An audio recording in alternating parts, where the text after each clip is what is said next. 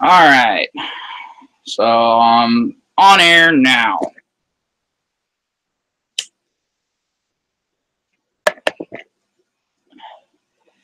All right. Welcome to the stream. Everyone who's been waiting. Thank you for waiting patiently. Apparently there's two of you, but I only know of Sin, so the other person's lurking. Anywho.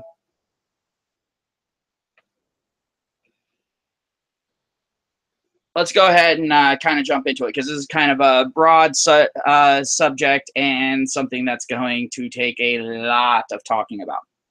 So, first off, when we sit here and we think of currency, we think of, you know, like a dollar or a yen or something like that. But now, that's actually one of the dumbest things to think about currency. Currency is nothing more than something of value that is traded amongst people. That's all it is. In all technicality, services are a type of currency.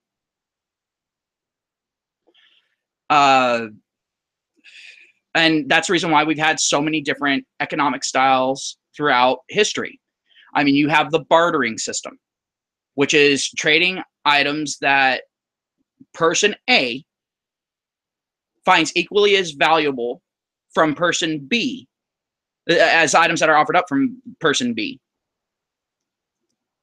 So the thing is at that point, currency is just one of those things of your mindset. So the thing is when you go ahead, you go into a job and you get a paycheck, that is actually an exchange of currency. You are exchanging your service time for another type of currency, for monetary gain.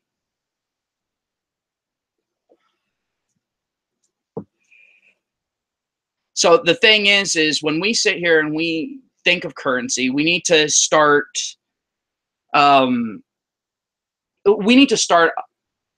allowing ourselves to think in more abstract terms as opposed to the set terms that we typically think in. And the thing is there's something that's been going around, not only MGTOW, but also around through the skeptic community, just through community at large. And that is the idea of victimhood points. And people have rightly referred to that as a type of currency. It is. Right now, people have placed value on victimhood points. So therefore, that makes it a currency in and of itself. Bitcoin, another currency. It's not a traditional currency, but also at the same time, it is still a currency. It has a value assigned to it. Albeit the value that's assigned to it is a little bit more complex than most. Because you also have backed currency systems, and then you have debt currency systems. So non-backed currency systems. Bitcoin doesn't necessarily fall into either one of those. Bitcoin falls into a populist currency. As more people use Bitcoin, it gains its value by devaluing other currencies. And a lot of people would think, oh, well, that's a horrible fucking thing. No, it's not. Because the thing is the currencies around the world have affected each other since world trade started. And I'm talking about back in the bartering system. Take, for example, if someone was to go over to the Eastern countries from the Western countries, if they were to sell a boat over there or whatever, whatnot, make that trek and come back with herbs, spices, silks, so on and so forth, that had a lot of value to the people over in the West because of scarcity. But the thing is as soon as the market became saturated, those values would go down. Not only in the West, but also in the East as well. Yeah, it would take a little bit of time for that report of the devaluing to reach there and actually take full effect, but it was a thing that still happened. And no, I'm not any sort of, economic genius or anything like that, or I wouldn't be sitting here doing my videos on here. I'd be doing it on my own platform and be directly competing with Google at this point. But the thing is when we look at currency, we have to take several factors into account. What is the currency backed by? Like the US currency, it's not backed by anything material. It's a debt-based currency. It's backed off of people feeling confident in it. That's the reason why if people sit there and continue dogging on the president, that's actually hurting our currency, and it's actually hurting everyone. But it's also going to hurt, most of all, the most impoverished. If someone's having a hard time getting a job, when they do finally get a job, that currency is going to be worth less. Therefore, they're going to have to work more hours to be able to meet this standard of living. Not exactly a recipe for success. That's the reason why I have an issue personally with debt-based currencies. I prefer backed currencies. The only reason why I consider Bitcoin to be a viable option is because of the pure and simple fact that Bitcoin is technically backed by every other currency out there. Pure and simple.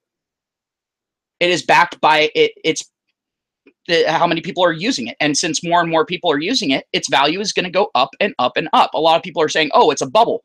Actually, it doesn't fit the criteria of a bubble. But I'm also not a person to speak in depth on that. If you want to go ahead and take a look at that, McAfee actually went ahead and talked on it. In fact, he's been talking at great length on it. The ups and the downs of cryptocurrencies. But specifically Bitcoin, because Bitcoin is the most popular one. A lot of people have at least heard of Bitcoin. They may not know everything about it, but they at least know of it. But the thing is a lot of people have neglected to realize that there are more currencies than just physical currency and cryptocurrency. And it's one of those things of great dismay to me. Because the more we deny these alternate forms of currency, the more we limit ourselves. The more we limit ourselves, the harder it is to get off of the grid. The harder it is to get off the grid, the more dependent we become on society. The more dependent we become on society, the more we have to bend to society's whims. I'm pretty sure you can see how deep down the rabbit hole that little path goes. So we'll stop here at the entrance of it. That's for a completely different stream. I might go ahead and cover that at some point relatively soon. But when we look at currency, we need to take several factors into account. What is the actual worth of said currency? If whatever is backing that currency was to go down, what would the currency itself be worth? So that means for the US, at that point, our most valuable currency would actually be our coins.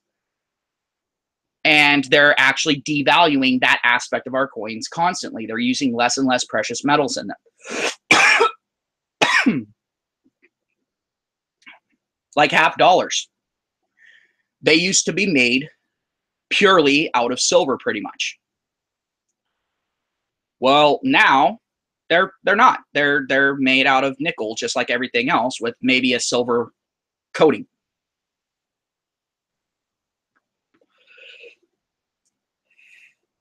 So the thing is you have to take that into consideration if you're investing any sort of stock into a currency.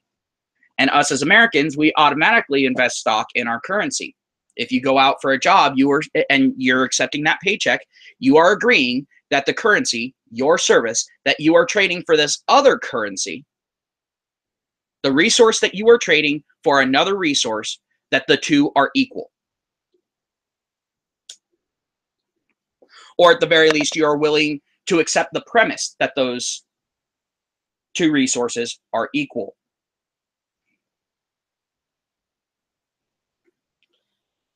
And so at this point, we come to kind of an impasse. And that impasse is some people think that their meager effort is worth more than it's actually worth. Now, don't get me wrong. I'm not saying that not everyone's time is valuable, because we all have a very limited amount of time on this planet. And we have to choose how to spend that time wisely. But what people don't consider, and it's coming into a real issue right now for several states, and in fact, several countries, is they need to consider not only the value of the resource that they are trading, but also the saturation value of the resource that they are trading for. Because the thing is there is one sad, simple fact. Currency is dictated by several basic factors. One is scarcity. Two is utility. And then three is based loosely on supply and demand, which does kind of play into the scarcity, but it's slightly different. Let me go ahead and elaborate. When you have scarcity of something, then the value, at the very least, the perceived value of something goes up. And it is directly affected by saturation. I mean, just go ahead and take a look at Germany post-World War II. Look at what happened there. They printed out so much of their currency that it literally took a wheelbarrow full of their currency to buy a single loaf of bread.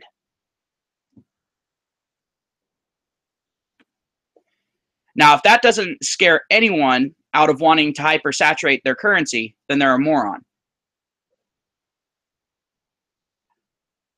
Now, Japan's kind of gotten by that because the yen, as far as its value is concerned, is actually very low. I mean, you'll see, 10,000 yen bills. Do you see that in American currency? No, because American currency is it's more valued at this point. Now it's only a perceived value.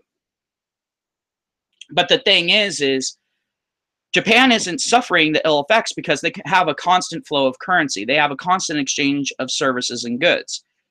Some of those services and goods that are common over there are actually illegal in many places here, which creates a bottleneck for us. So if we were to go into that same situation, we're going to be having ourselves some big problems, aren't we? Because we don't have the potential for money flow that a country like Japan has, which is absolutely terrifying. Because the thing is we're actually starting to see our currency go in that direction without us having the social infrastructure to handle such a situation. We're very close to actually getting to the point of post-World War II Germany. And why is that? Did we lose some major war? No. Did something happen to drastically decrease the value of our currency? Yes. But it was an internal happening. It's not something external. We can't point outward and say, oh, that's the factor. And what it is people are sitting there trying to blame cryptocurrency for it. Well, actually, it's not a cryptocurrency that's causing it. It's actually a social currency. The victimhood currency, to be precise. Because the thing is victimhood currency has the same type of effect and base as a cryptocurrency. It's based on devaluing other currencies. Well, what currency could they have possibly devalued that would affect our physical currency? Well, that is the currency of power. Because the US, being a capitalist state, bases its currency, now that we are based on a debt-based currency,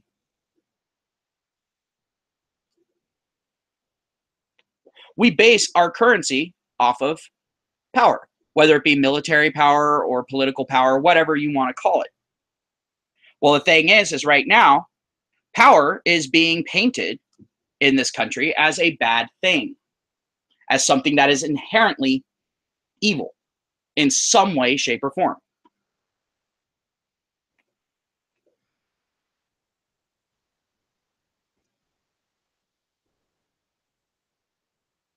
So, of course, it's going to negatively affect our debt-based currency. Because the thing is it's lowering people's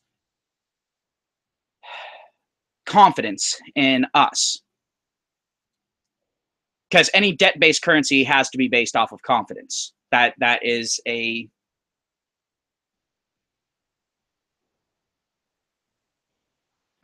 actually I'm doing this stream right now, voice. If they're still going when I'm off, I'll go ahead and hop on. But I'm doing this one right now. I've been wanting to talk about this one all day. But the thing is when we go ahead and devalue the base of our own currency, it stands to reason that the value of our currency will reflect that. And so now we're starting to see the US dollar kind of drop. And it's going to go down in a kind of self-feeding spiral at this point, for as long as we have this whole victim-based currency. Because people are looking from the outside in and seeing that there are some very noisy individuals in our country that are placing more value on people either being weak or being helpless than being strong, being actually independent. So, of course, our currency is going to take a hit as far as its value is concerned.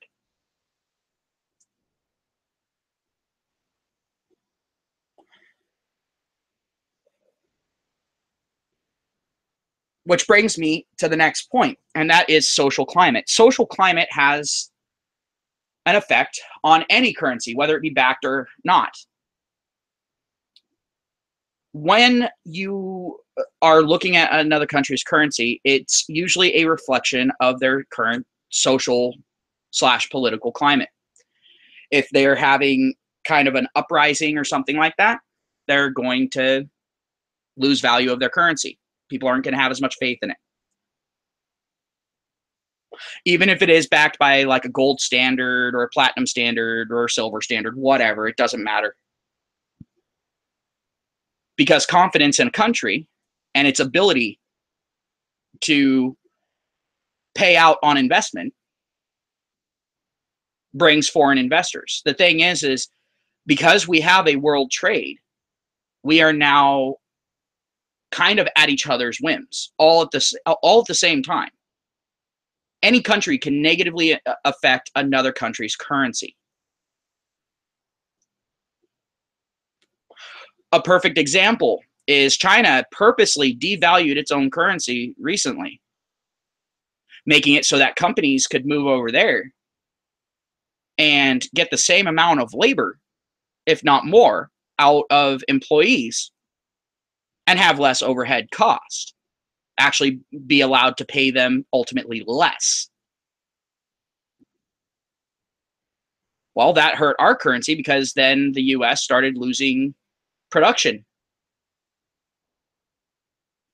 We were no longer a source of our own things, making us dependent on other countries. Therefore, other countries looked at us and their faith in us dropped. It's a pretty simple equation. You don't even have to express it mathematically. It makes sense grammatically. Just as far as basic logic and reason is concerned. Just natural effects affecting each other. It's not a complicated issue.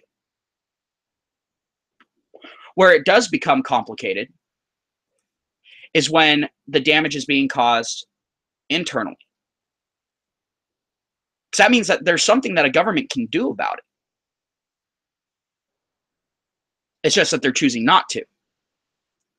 Now, there's very little that our government currently can do about it because our government's deadlocked.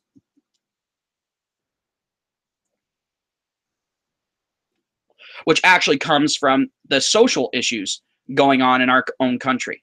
So, the fact of the matter is we are actually causing our own currency to become worth less overall.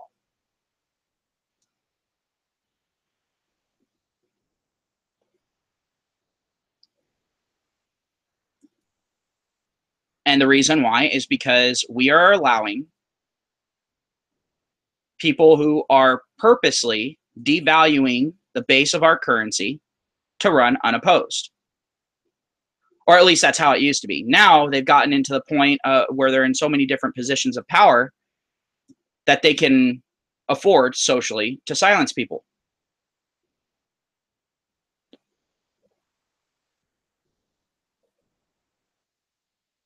That means they get to choose who gets to speak and who doesn't get to speak.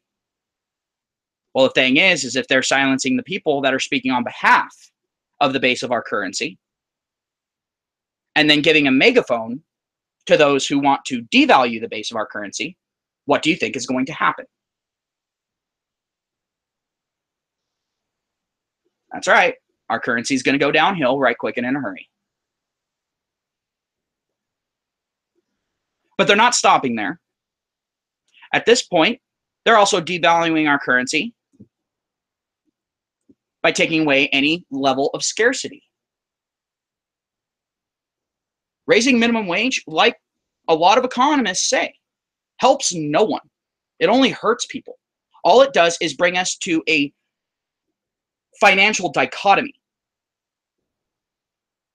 where you have the poor and you have the rich, the haves and the have-nots.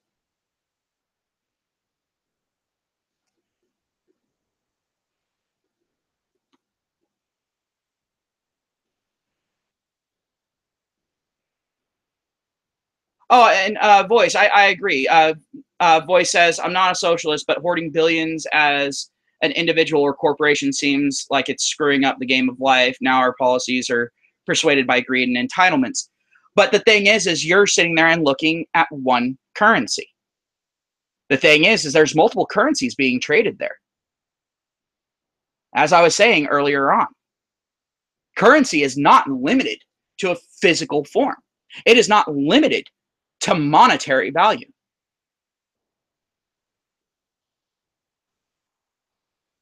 Bribery is just another form of exchange of currency. You are trading one resource for another. And I'm not saying that it's right. Don't get me wrong. No one take me as saying that that's not wrong. But it is what it is. Bribery is the same thing as sitting there and paying for a prostitute. You are exchanging one resource for another resource. In this case, money for a favor, money for a service, money for an advantage. Sin brings up a good point. Information is also currency. We see this constantly. In fact, Google's getting into some hot water about it right now because Google is trying to take away any sense of privacy that we have. So the thing is if we go ahead and take that into consideration, not only are they trying to steal our resource, But they are then taking that stolen resource and selling it to other people for another resource.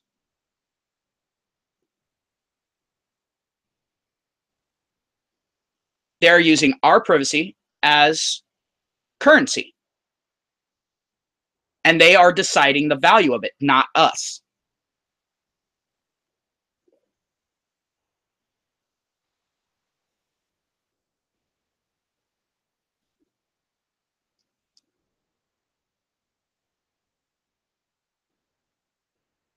And Voice, I don't disagree with you. He says the pie is owned by a few globally as the rest fight for crumbs. That is very true. But again, you're probably only considering one currency. And the thing is when it comes to the currency of power, there are a few specific groups that hold that power. Yet they are sitting there and trying to say that they do not hold that power. It's the same type of thing as tax evasion. They're trying to say, I don't have the money, someone else does. I didn't make this money, someone else did. Charge them the taxes. It's the same thing.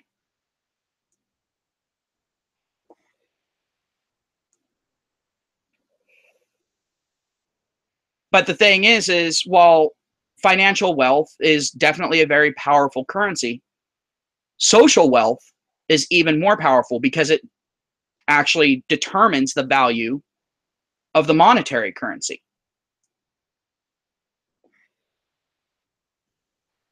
The two are inextricably linked. You can't fully separate them. Because let's put it this way. Let's say one day society was to decide that gold is now worthless. That means any currency that's backed by a gold standard is dead. It is effectively worthless. It's nothing but paper or digital code or whatever.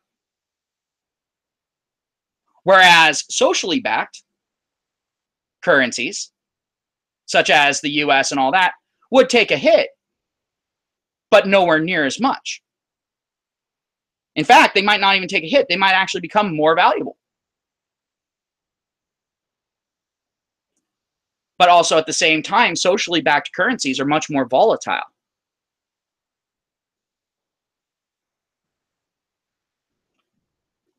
And us, we're not strictly a socially based currency, just like we are not strictly a democratic country. We are not a true democracy. We are a democratic republic. And our currency matches that. It's not strictly a backed currency, yet at the same time, it's also not strictly a social backed currency. It's not completely unbacked, and it's not completely backed by anything. We find ourselves in that weird little spot.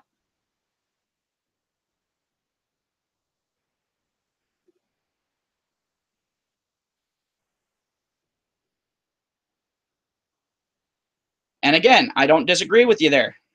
That's actually very true. He says that Google also studies their users in order to understand how they work and maybe manipulate their actions while the consumer believes it's their free will. That's very true. That's called social engineering. It is another way of manipulating every type of currency out there.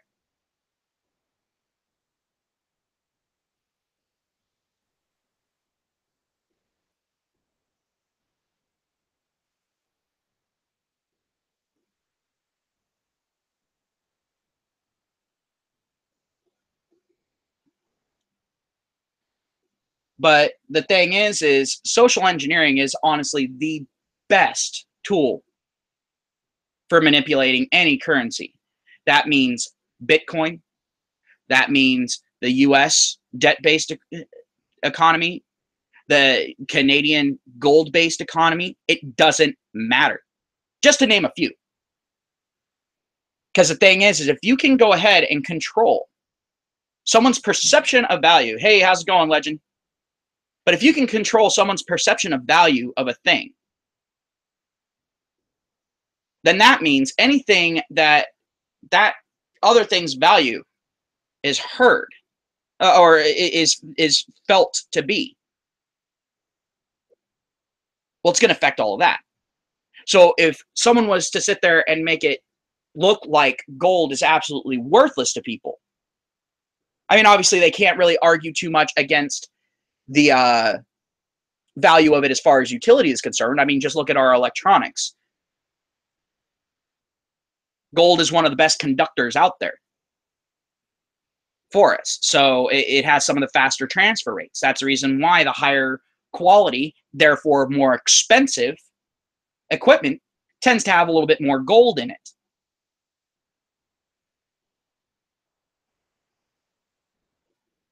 So it has a base utility value. However, we place more value on it because it's shiny and pretty. And therefore, its value is much higher than what its utility value actually is. But if everyone was to suddenly think that gold was ugly and unappealing, the overall value of gold would go down, therefore affecting any economies based off of the value of gold. Well, right now, the US economy, I shouldn't say right now, for a long time, the US economy has been based off of strength. Well, now people are trying to make it look like strength has no value, where only weakness has value. Well, guess what? If you say that the antithesis of something is more valuable than something else, it's going to lower the value of it. So if we're sitting here and saying that weakness and victimhood is more valuable than strength, then our strength-based economy is going to take a hit. And it's going to take a big hit.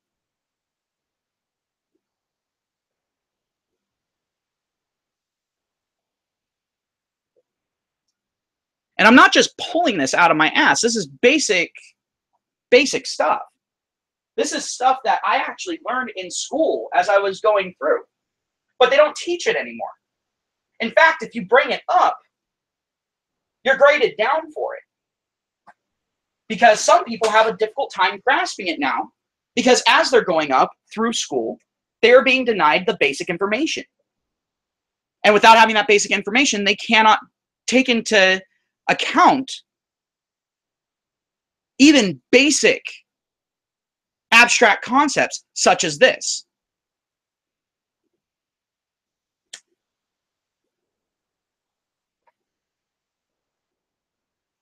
And that's another currency that I've yet to mention, and that is the currency of knowledge. Currency of knowledge and currency of information are very, very closely linked, but they are two different currencies. You also have the currency of wisdom, which again is different from those other two.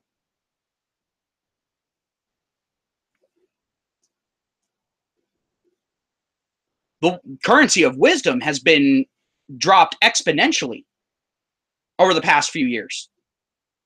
That currency value is plummeting. Even though it has a great bit of utility, they've actually found a way to make its utility seem lesser.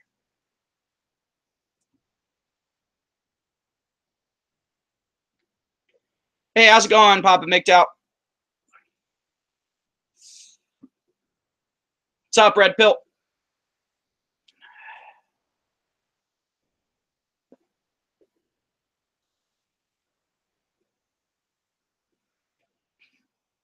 I'll go ahead and I'll squeeze people in once I'm done with this basic bit, and then I'll go ahead and probably invite a couple of people. Red Pill. But the thing is people are sitting there and looking at wisdom, and they are being brainwashed, quite literally, into thinking that wisdom, for some odd reason, is an evil thing or a bad thing. Well, that's because wisdom, again, really doesn't care about feelings for the most part.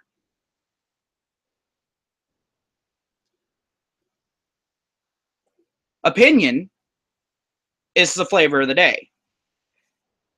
Well, the thing is opinions are like assholes. Everyone has one, and they all stink.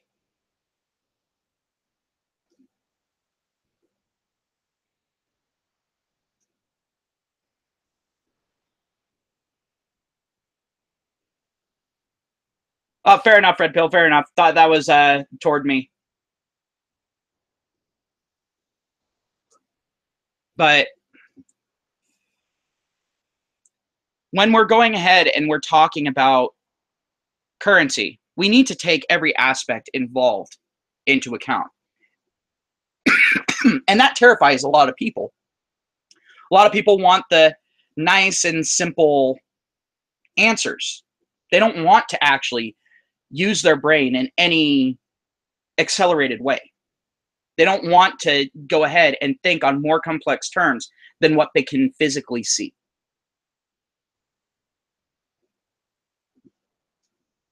Because once you start doing that, you start realizing a few things.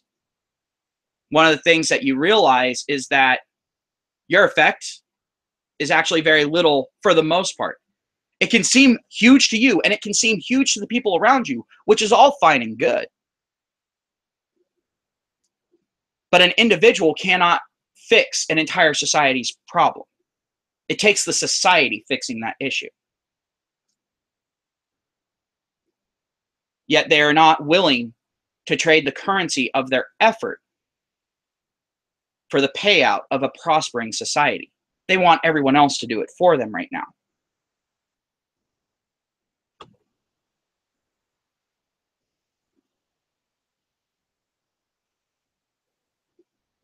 All right, Voice brought up a really good point here. He says, seems like corporate America these days value feelings more than profit, and it's not about hard work and honest, fair trade. It's about kissing ass and politics. Yes, yes, yes, yes. Very, very true. And the thing is there's actually been a term assigned to that by quite a few, oddly enough, MGTOW. Who would have thought, right? You know, MGTOW being concerned with finances, big shocker. But the thing is, it's also not just by MGTOW. It's also by just anti-PC people in general. And MGTOWs tend to be anti-PC anyway. You kind of have to be to actually be a MGTOW, because telling the truth very rarely will hurt some people's feelings. But the thing is it was, I think they called it moral bankruptcy.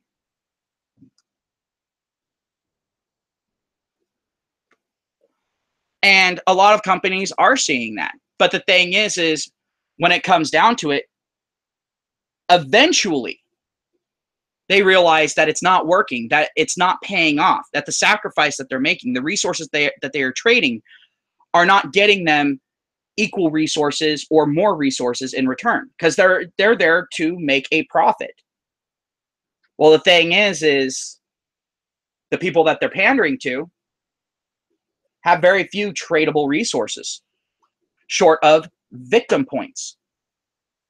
Well, victim points are only valuable in the social market. They actually very rarely equate to monetary gain.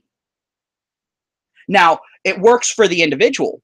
All you have to do is look at someone like Anita Sarkeesian. She pulls in tons of money based off of her little victimhood complex. And I'm only using her as an example here.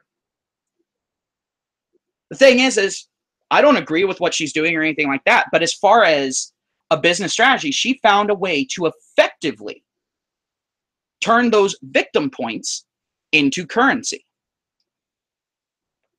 However, it doesn't work out for businesses, because businesses are expected to give results, whereas nonprofits and all that aren't expected to give results. Therefore, there is no metric to judge them by.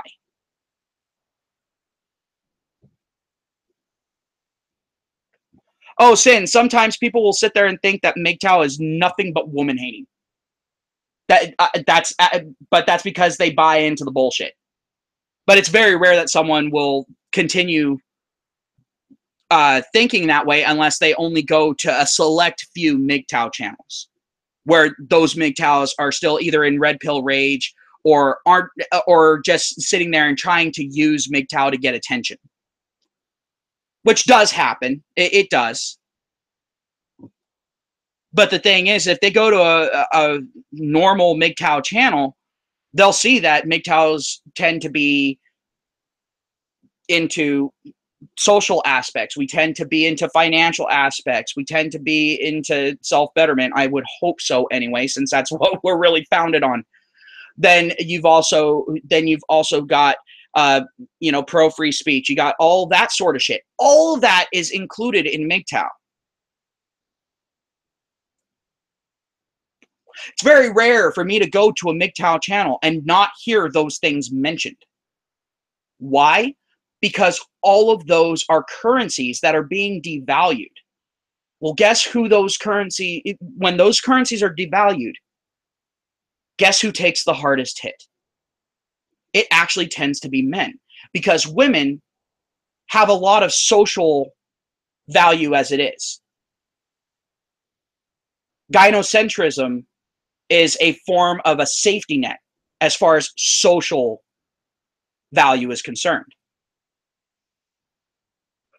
There are safety nets there, but it's actually very rare for those safety nets to actually be effective. Like, there was a safety net there for men too, once upon a time, and that was our ability to hunt and gather and to be naturally born leaders. But that safety net has been stripped away, be it through mechanization of jobs or the creation of firearms, so on and so forth. All of these things have slowly chipped away at that safety net, and now there's so many holes, just about any guy will fall through it. So that safety net isn't really a safety net anymore. It's about as much as a safety net as a slab of concrete.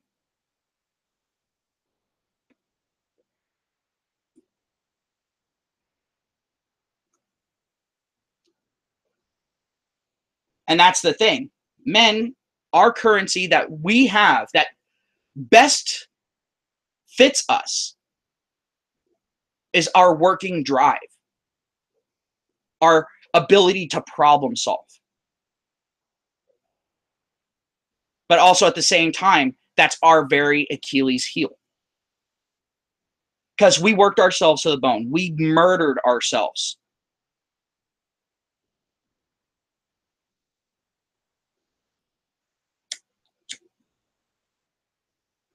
And what did we get for it? Well, we got it to where problems are a little bit easier to solve in many cases.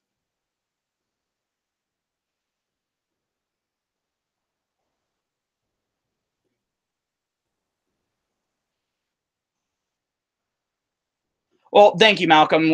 I definitely appreciate that. I try to present things in a way where people can actually apply it to their lives, as opposed to just presenting it in some enigmatic term or enigmatic term, whatever you want to call it.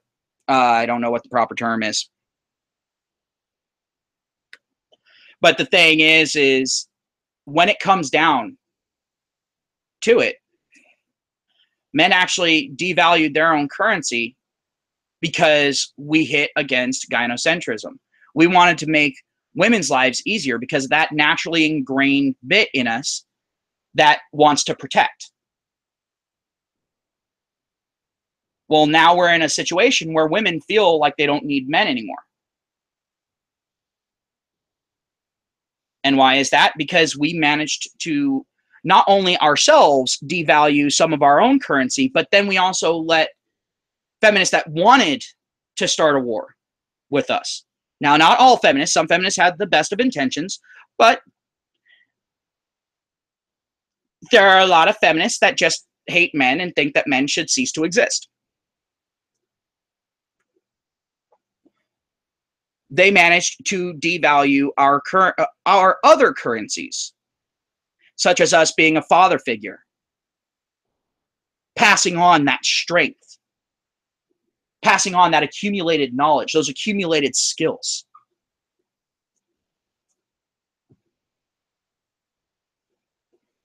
And that is a very valuable currency.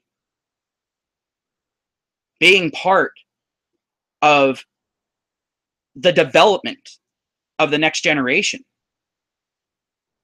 is a huge currency.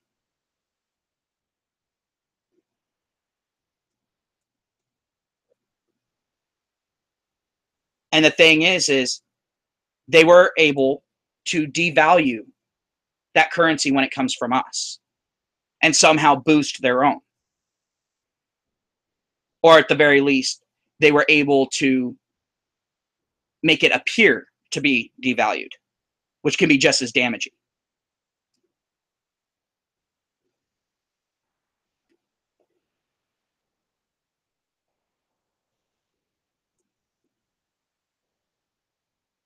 Let's see.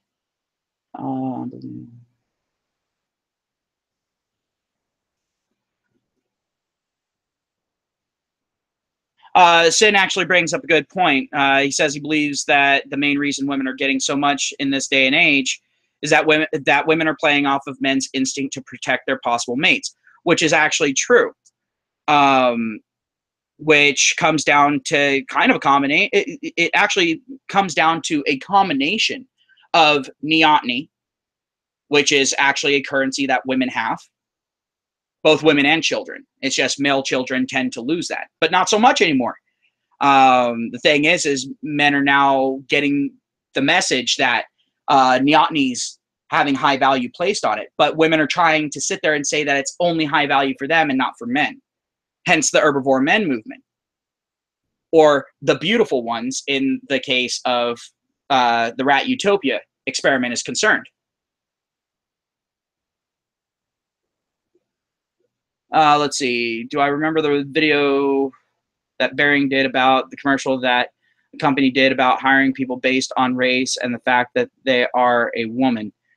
Yes, I do. And the thing is I simultaneously laughed and wanted to cry and also wanted to rage all at the same time on it. There's actually another commercial that I saw lately, and it's actually from Affleck, and it's actually a combination of two commercials. One of the commercials is a dad sitting there taking care of his son. They're playing baseball, that sort of thing. And the kid hit the dad in the face with the baseball bat, fucking up his face. Well, then the mom sitting there, and instead of saying, "Are you okay?" said, "Well, it sounds like your dad screwed up our trip to Hawaii."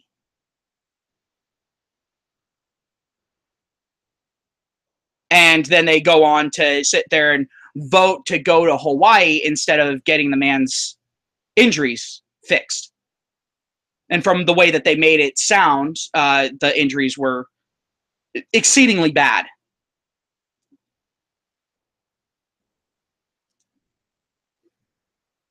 But then you have a living alone, strong, independent woman who orders her fucking meals pre-made, so all she has to do is pop them into the fucking microwave, right? That sort of shit. And then also pays to go ahead and have someone babysit her dog during the fucking day because she can't even handle that fucking noise. She ends up breaking her leg doing something stupid, and then it's all about keeping her comfortable and in her lifestyle to which she has become accustomed. Does this sound familiar? Anyone? So yes, gynocentrism is its own currency, and unfortunately right now it's kind of a deciding factor currency as opposed to being a direct currency itself.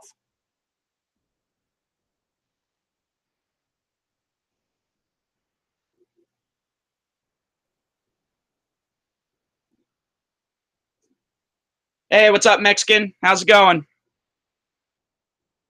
We're talking about different currencies and how some currencies are social, some currencies are physical, some currencies are a combination of both, some currencies are backed, some currencies aren't, and every currency is subject to social value being placed on it.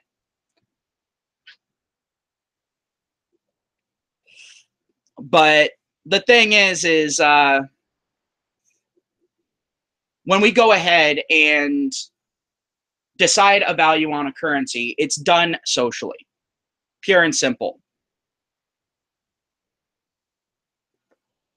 And unfortunately, our male predecessors screwed the pooch. And I say that with as much respect as can be said, because I'm pretty sure that they weren't thinking that things were going to go this way.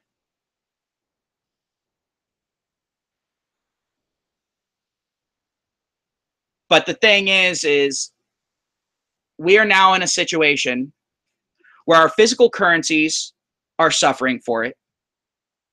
Our social climate has all the currencies completely mixed up, devalued on the ones that really fucking matter, and then completely overvalued on the ones that don't matter.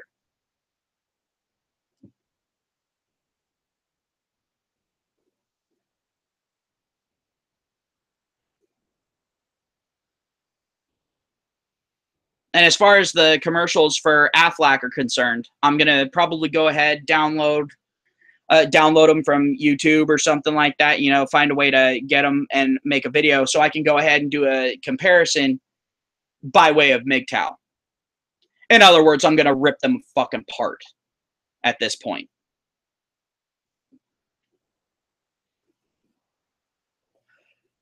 But now women are also seeing some of their currencies being devalued, such as sex. And that's getting all of the attention in the world. And people are all like, oh, we have to solve this problem. We have to solve this problem. Why? They decided that they wanted to go out and be able to have sex with anyone that they wanted without any sort of social ramifications whatsoever, therefore devaluing being a gatekeeper of sex. Well, if you sit there and say that a job is not that important, that it doesn't have any responsibility, expect a fucking pay cut. Because you just devalued your service.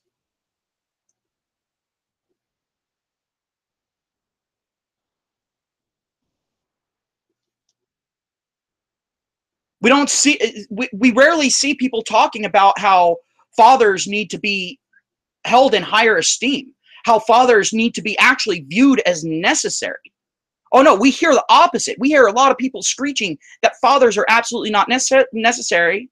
Either that or saying that fathers being involved in their kids' lives are detrimental in some way.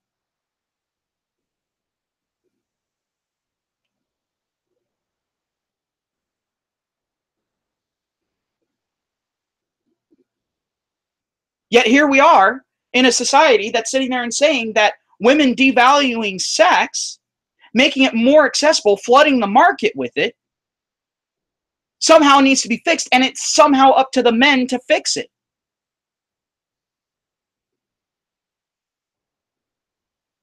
Well, guess what? We are fixing it. The solution is MGTOW. Because the thing is it's a valueless currency at this point, yet they think that it has an exceedingly high value, therefore they overcharge for it. They don't trade equally anymore.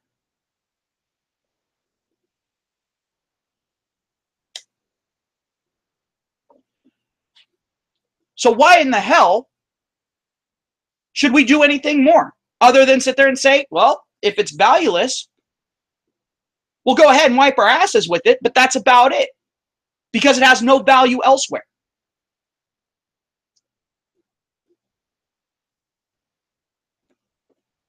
And yet they have the audacity to get insulted by it.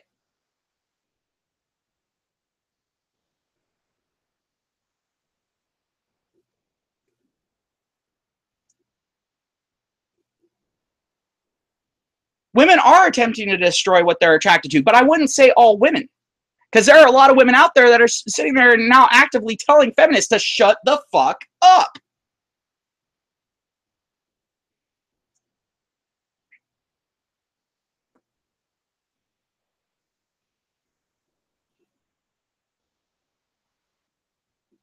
So the thing is not even all women are sitting here and screwing it up. It's actually a vocal minority of women. And let's go ahead and be completely honest. The vast majority of them were already going to barely break even in the previous economic system of sex. They were barely going to break even. They were going to have a really fucking hard time. And then the ones that would have succeeded exponentially are sitting there and bitching, whining, pissing, and moaning about it. Because guess what? They'll still exceed exponentially in it, even if the currency is devalued. But they're not thinking into the future, because once their neoteny currency runs out, which is what sex currency is based off of for women, and neoteny devalues the same way that a card devalues. As time goes on, it becomes worth less and less and less. Unfortunately for women, it does differentiate from cars. Because eventually, a car, once it gets old enough, becomes a classic, and then its value goes up. At least as long as it still looks decent and functions decent. Well, guess what, ladies? Guys are getting really good at spotting plastic surgery, push-up bras, and all that shit. You know, the stuff that you use to misrepresent the value of your own currency. And misrepresenting the value of that currency is very similar to misrepresenting physical currency. What happens if you forge currency? You get put in the timeout box for a very long fucking time.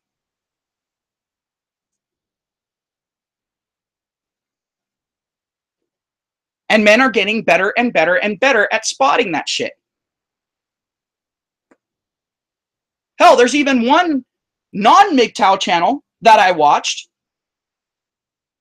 where it was so funny. They were teaching the spotting techniques for one of them, and that's with fake tits. Funnily enough, it was on the Game Theorists, the Game Theory channel.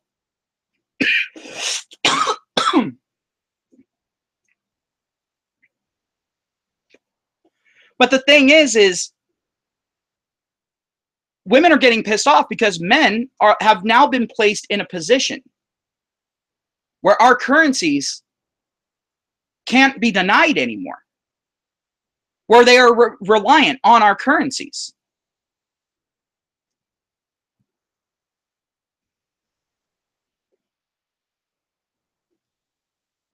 So it's funny, because the thing is now women's currencies are devaluing at the same rate, but men's currencies are making a huge comeback, because as more and more actual men leave the plantation, stop trading on the terms that are set by women, well, now men are gaining the upper hand in the trading of currency. Men are starting to set the prices once again, and women are panicking, just like bankers panic whenever their currency all of a sudden no longer has the upper hand.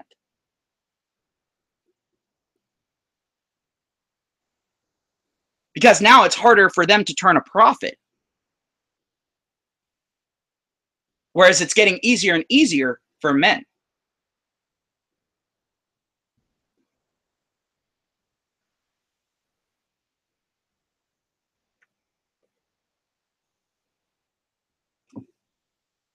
See, before, men used to look at taking on a business venture, aka marriage, with a woman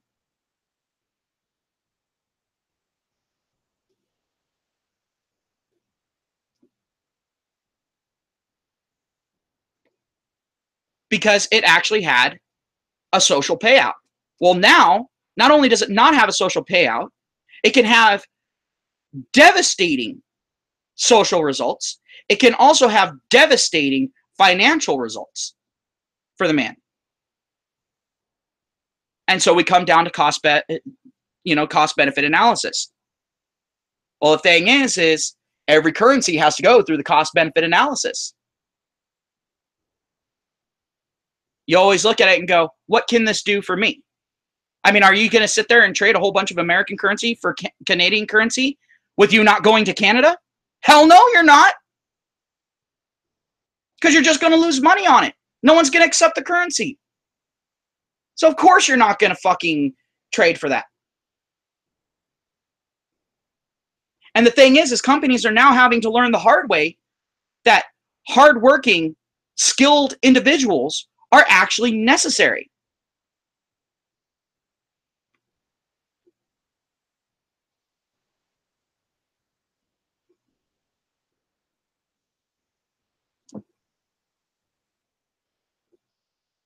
So why should we sit there and trade our more valuable currency for a devalued currency on a 1-to-1 ratio? Why? For what purpose? And then people sit there and try to say, well, it's the men's job to make the sacrifices. Fuck you. To anyone who says that, fuck you. It's an adult's duty to make sacrifices, but when only one side is making the sacrifice, you can't blame for the other side for sitting there and going, yeah, you can go ahead and fuck yourself. See how well you do on your own. This little social experiment that we have going on right now, it's getting to the point of where it's failing. It has reached a fail state.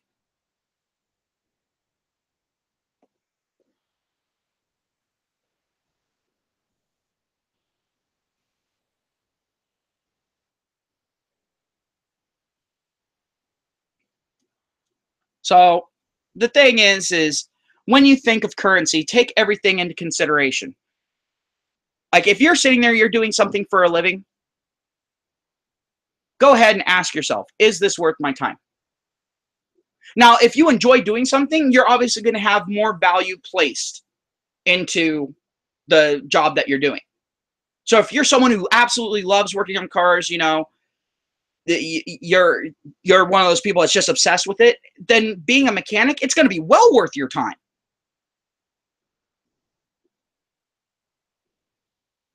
If you're someone that loves computer programming, even though it's a very thankless field, but you just love programming for the hell of it, it can be very worth your time. But if you're going in and you're working a job that you hate, then you're going to want even more money for doing it. And that's perfectly fine. That is you doing a cost-benefit analysis of the resources that you are trading versus the resources that your employer is trading to you. But also keep in mind that you should never sit there and ask for a bump in minimum wage. Because at that point, all you're doing is devaluing that currency that you are receiving. That is going to take you an even lesser distance in the grand scheme of things. Because everything will catch up to a minimum wage hike. Period. Cost of living goes up. Cost of utilities goes up. The fact of the matter is whenever you bump up minimum wage, guess what? The overall cost of living actually surpasses the gained resources and actually makes the lives of everyone else harder. And it screws over the people that have been working for a while that are well above minimum wage because now they have to make up lost ground.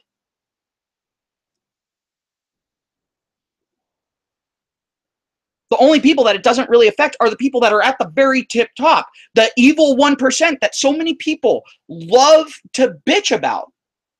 They're the only ones that don't really get hit by this. Basically, once you reach the level of where you have fuck you money, you become immune to that. Unless the entire currency that you have everything sunk into, if you're an absolute moron, goes out overnight without warning. It's the only way. But at that point, everyone is screwed.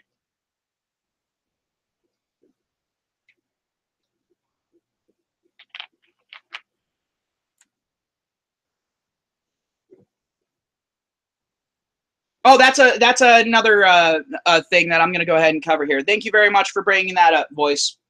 I'll go ahead and cover that right now. Voice says, seems like we're creating a massive amount of non-value added positions so a bitch can sit in a cubicle and stuff her face while browsing Facebook. That's actually very, very true. The thing is we have created a lot of non-value positions that are there for moral grandstanding, trying to gain that moral currency. Well, guess what? That moral currency means jack shit fuck all in an open market. The only time moral currency actually has any value is in a courtroom. It's the only time you can exchange that currency. Moral currency is actually just an offshoot of victim point currency.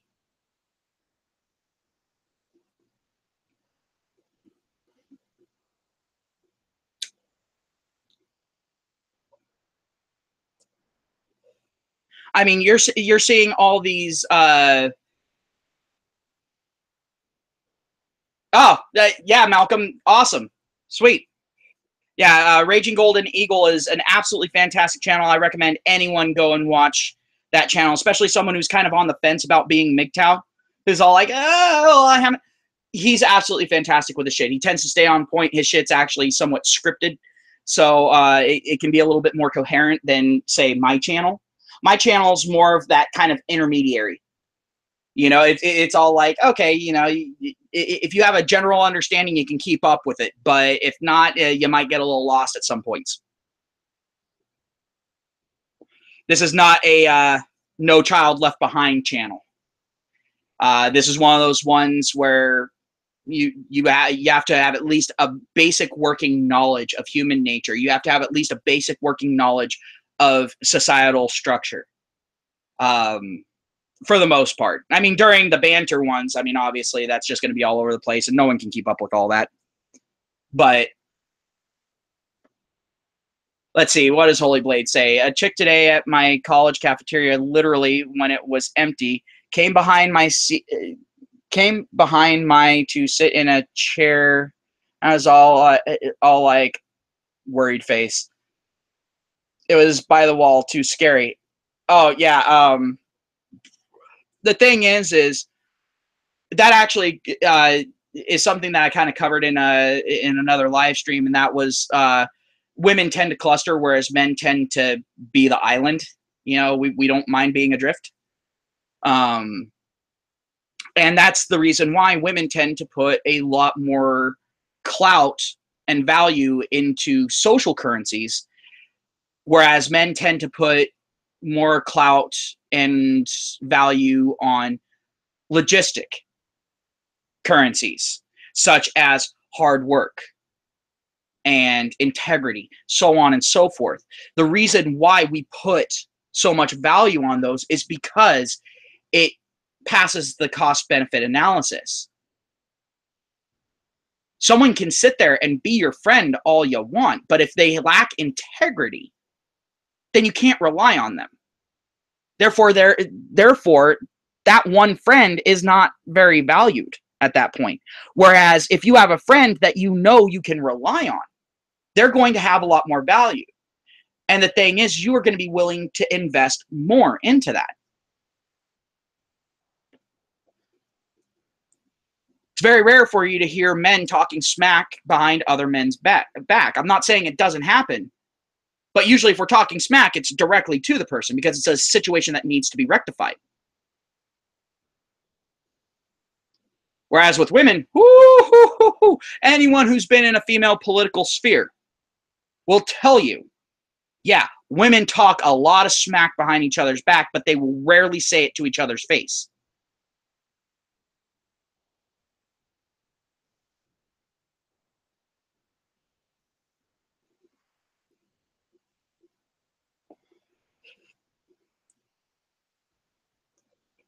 And yeah, there you go, Holy Blade. There's another bit of currency. You just actually implied it there. And that is the currency of privacy, the currency of personal space. because Holy Blade had an issue with the chick coming up and sitting behind him, and he felt like he was watching him mess around on his phone. Perfect example.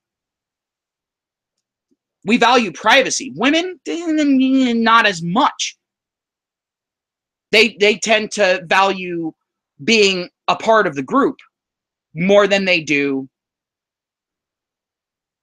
having their privacy, being on their own. Don't get me wrong, I'm not saying that women never want to be alone. I'm not saying that. But guys tend to value that a little bit more. We put more value on that social currency.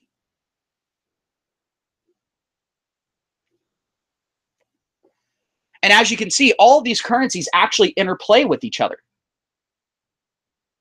But the thing is everyone likes to focus on physical currencies like the US dollar or, the Canadian dollar or, the Japanese yen, whatever, whatnot. And they completely neglect how the value of other currencies, other than those physical currencies, affect those physical currencies. If we were to actually look at how those effects happen, it'd be a lot easier to manage physical currency, and we would see much less fluctuation. In all honesty, at that point, we'd see a lot less impoverished people in general. And I'm not just talking about in the US, I'm talking about worldwide. But no, we judge each nation off of the strength of its currency for some reason. And if we don't judge them off that, we judge it off of their political might. And if we don't judge them off of that, we judge them off of their sheer population numbers.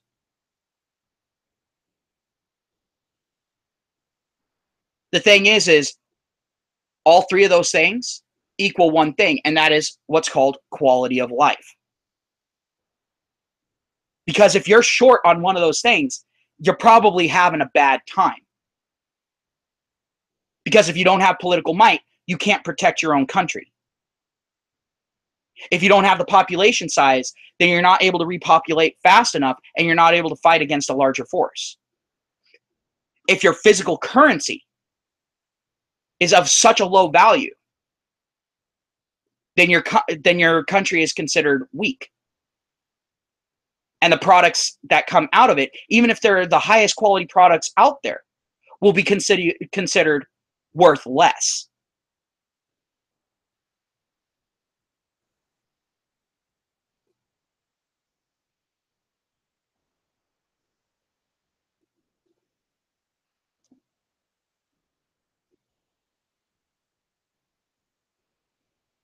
Yeah, I haven't been keeping up with the Jake Paul issue, guys. Sorry. But I figure I've had enough drama on my channel, given recent situations, and so I'm kind of wanting to stay away from that as far as my discussions are concerned. Feel free to still talk about it in the live chat, but I'm not going to really talk on it because I haven't been keeping up with it, so I'm completely ill-informed.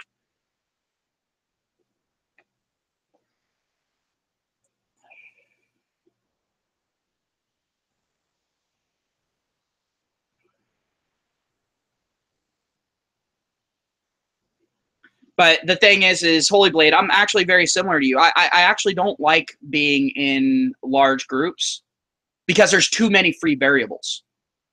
It's not that I can't adapt to a social situation. It's just the fact that I don't like having all of the other people around me because they're all free variables. I don't know what they're going to fucking do.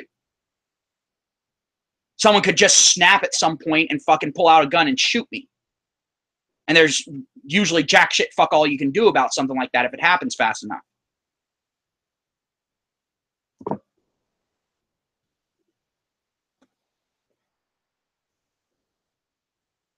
But when we come down to having that privacy, that personal space and all of that, that is a currency. And the thing is some people value it more than others. And it actually kind of comes down to a cultural thing, which guess what? Is a social thing. culture is a social construct. Everyone's trying to say that everything's a social construct. No, that's not true. Gender is not a social construct. It's a biological construct. However, culture, on the other hand, is completely social. It is a grouping of values and norms that are decided by social groups.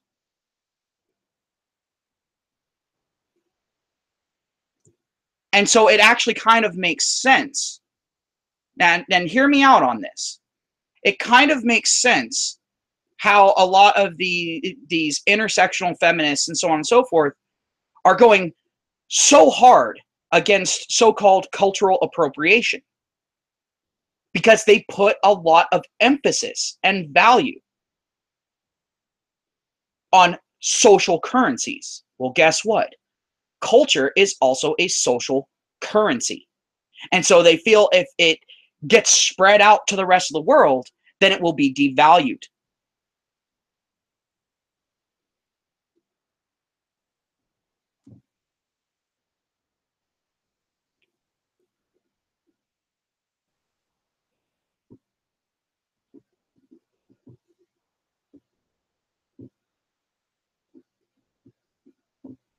Well, the thing is we actually already covered earlier on that information is actually a form of currency, Vice, or voice, sorry.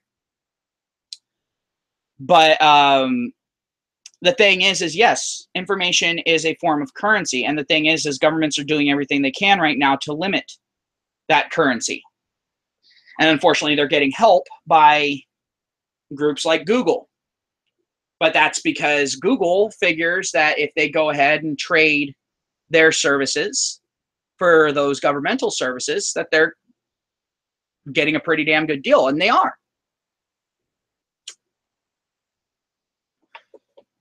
Trading some of your integrity to get complete and total immunity from the law? Damn. As far as social currencies is concerned, that's definitely considered a winning trade. Especially when the integrity that you're trading is the free flow of information. Because then at that point, you can sit there and just silence the information coming out about you trading your integrity.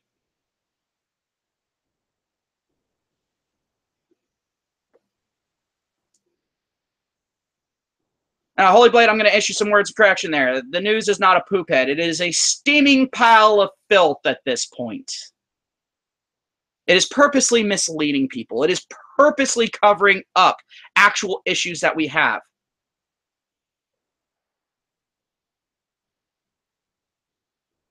Well, you see, Voice, the thing is that the Feds should, but the thing is that would require the Feds having actual integrity.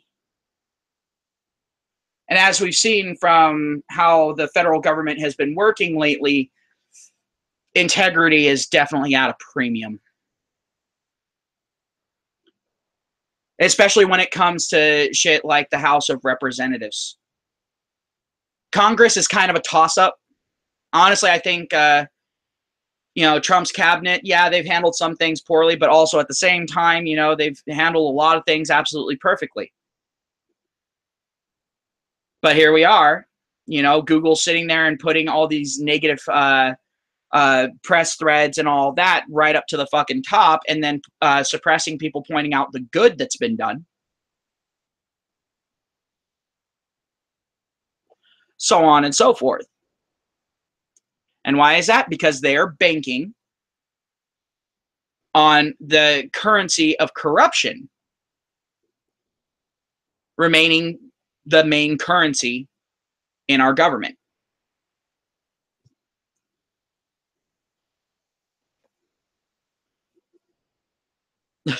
That one's funny, Sin. Sin says the news is the cake and the cake is a lie. Nice. Very nice. Anyone who makes memes, get on it. Make that a meme. That's probably going to be the best way of reviving that dead meme out of nowhere. And yes, I agree, Voice. Monopolies are now embraced. And the thing is why is that? Well, because the thing is socially, like as far as our society is concerned, people are embracing the idea of a monopoly. In fact, they're trying to enforce the idea of a monopoly. When it comes to race baiting, there you go. They're trying to enforce a monopoly. They are trying to force it onto us. So the thing is at this point, it would make sense, given the current social climate, that the political climate would also mirror that. And these become self-feeding issues because once you get into those spirals, it's very difficult to get out.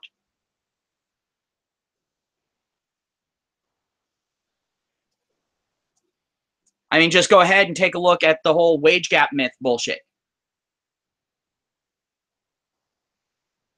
They're trying to create a monopoly on it. Even though the fact of the matter is that women under the age of 30 tend to make more than their male counterparts. It's only after that point that males gain traction and actually earn more. Why is that? Oh, because of the choices that women make. But they don't want you to account for the currency of choice. They don't want that.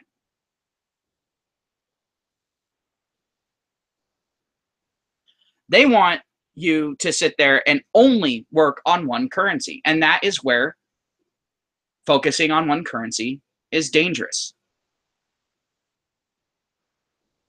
Like if you're one of those people that wants to invest in Bitcoin, by all means. Honestly, I think you really missed the boat. Best way of investing in Bitcoin would have definitely been before.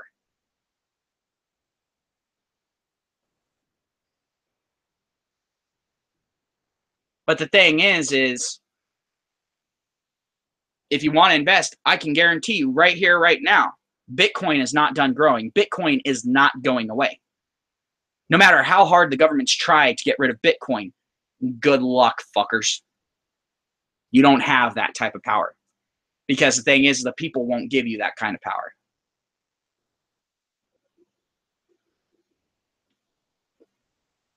Because people are sick and tired of being held to the whims of a government, whether or not they want to print out more money or destroy more money.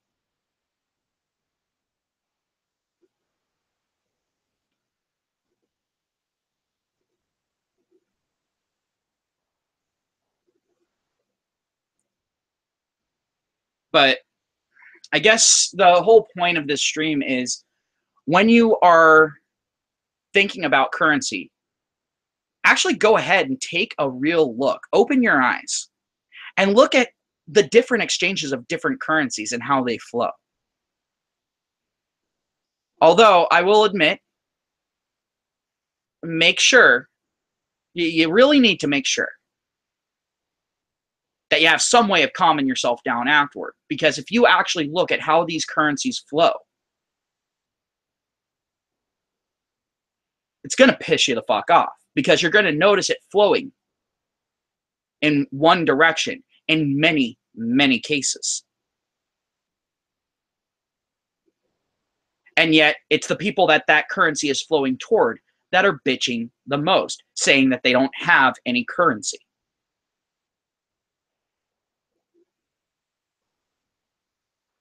Whether it be feminists saying that women don't have power, or it be being minorities saying that they don't have a fucking chance, even though all the evidence is to the contrary. If you actually look at how the different currencies flow, you're going to notice that these people have the vast majority of the currencies, especially once you take social currencies into account.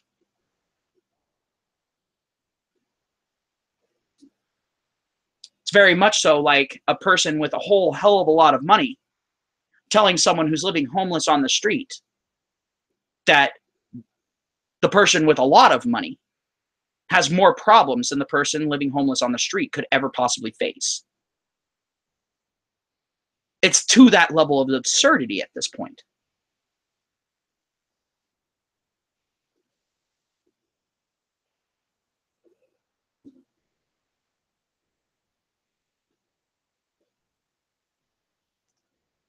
I'm going to go ahead. I'm going to end the stream here because I think I've pretty much said everything that I really can say in as much of a coherent way as possible. I know I babbled a little bit here, but honestly, just go ahead, take a look. Take a look around you. See if you can see what I'm talking about. Definitely isn't going to be hard for someone who's red pilled who can actually see human nature for the way that it is.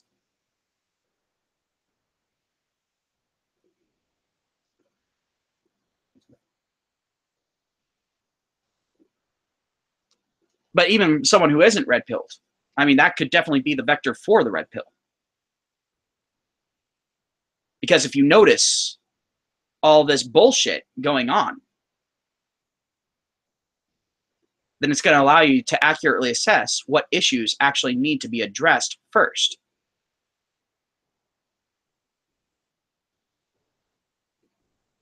So just keep it in mind. Thank you for everyone who came and watched the stream. Definitely appreciate it. Appreciate the interaction. Anyone who's watching afterwards, feel free to go ahead and leave a like. I wouldn't mind the social currency.